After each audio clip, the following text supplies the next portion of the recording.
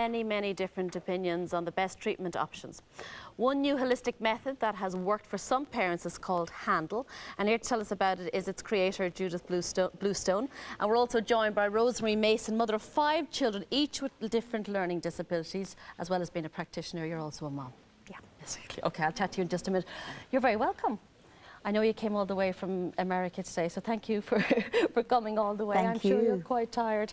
Let's just start at the beginning. Can you explain to us what Handle is? Okay, Handle is an acronym which stands for Holistic Approach to Neurodevelopment and Learning Efficiency. Okay. And each of those words is an extremely important part of Handle. It's holistic not just in the way that most people think of something as alternative, but it really is looking at the human being and all of its functions, the central nervous system, the immune system and other systems, digestive system, as a system, and looking at all the different things that impact it, from lighting to movement to neurology itself. So you look at the whole picture, the whole body. Picture, the environmental factors, nutrition, everything that's going on even in the parents before the child was, or as the child was being conceived and during the gestation You go back period. that far? Yes, we do. Oh wow, okay, I didn't realize And that. the E in Handle, standing for efficiency, is extremely important, because most of us have been very effective at things,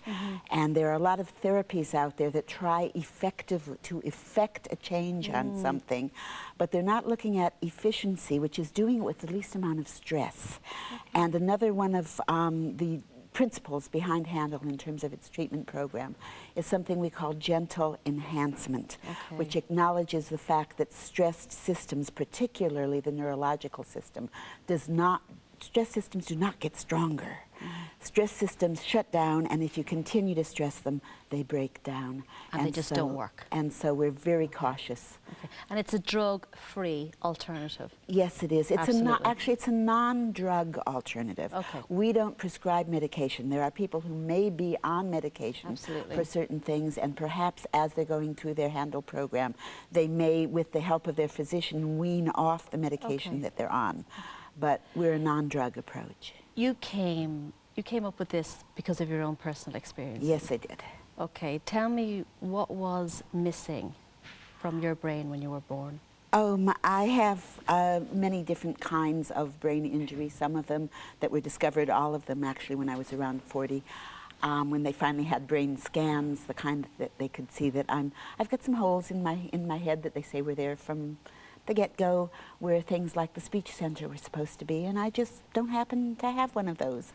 It probably explains why I didn't have intelligible speech until I was 9. You can see in my brain scans the areas that were burned out by 17 years of severe and frequent grand mal seizures.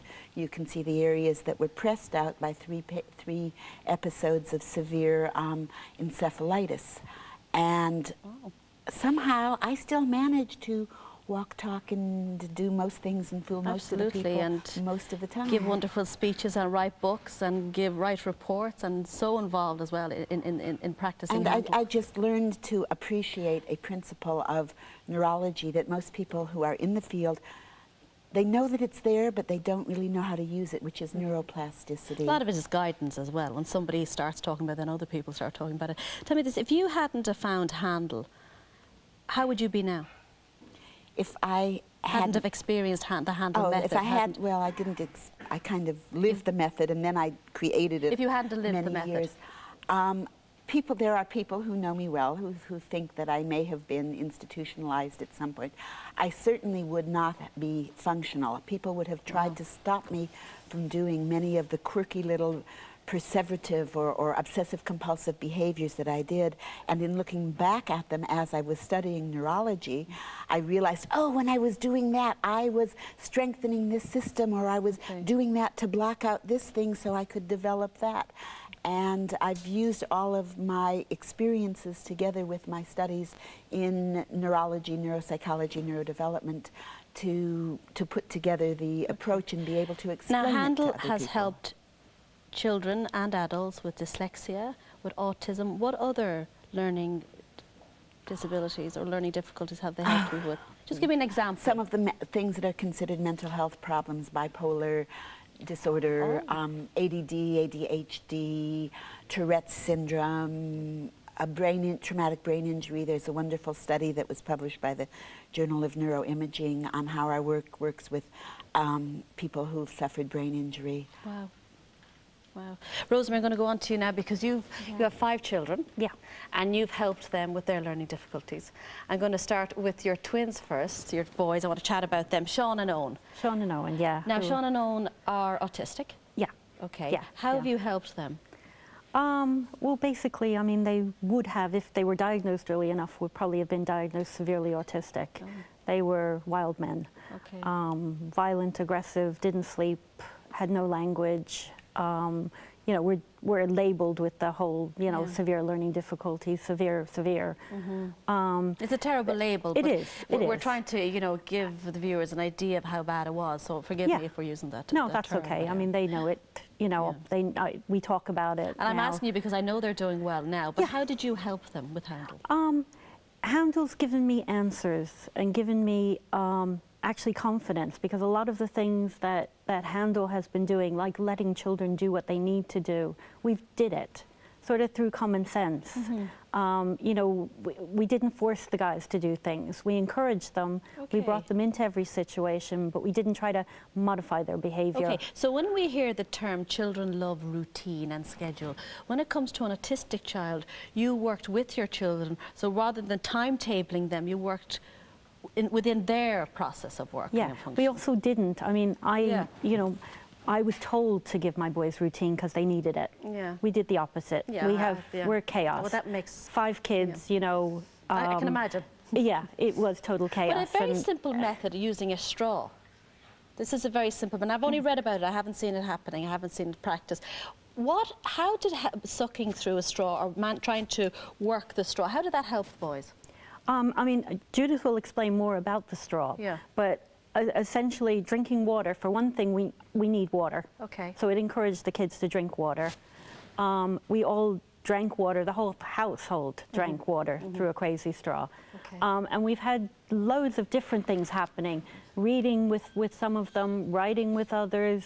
So what's happening in the brain of an autistic child when they're using the crazy straw, as What's Rosemarie happening says? in the brain of any person when they're using the crazy straw correctly for them, because we'll ask different people to do it in different ways, but since most people who are on the autism spectrum don't have a lot of eye contact and focal vision and are very sensitive to hearing in all the environmental sounds, when they hold the straw in the center of their mouth, first they're getting both sides of the body and the brain to work together rhythmically, so the ideas and the language that are at different sides of the brain are actually communicating with one another. But as they're sucking through the straw and helping their articulators, their tongues in there, to work, which speech therapists have known for years, we have them actually close their eyes, because neurologically, developmentally, when we suck in those first few weeks of life and we're relaxed, we suck with our eyes closed, and actually when you close your eyes and suck with something in the center of your mouth, your eyes will come in and converge and start developing focal vision, so you can sustain eye contact or have an easier time reading. And through a part of our brain in our midbrain called the colliculus, when the eyes are saying focus here, it tells the ears that have wraparound sound, stop picking up on all the environmental sounds. So this is what we're focusing on. Oh, very good. And did you see, like, how's Sean and Owen now? How are they? You described them earlier as wild boys. How are they now? Well, Owen's just finished his A-levels. He's he's in a gap year. He's going to study journalism and film studies. How's their manner? How is them? Oh, they're wonderful. They're the most so they're the most loving, Rosemarie. wonderful guys you could meet. Brilliant. You know, they're empathetic. They're great. They're great. And the same with Niamh, who had dyslexia, and your other daughter, Kate. Kate as well. Yeah. So you've helped them all. Yeah, I mean, Kate's in her second year of university doing special educational needs. That's well Miho, done. my She youngest, inherited who that from her also mum. was autistic, is now doing his A-levels.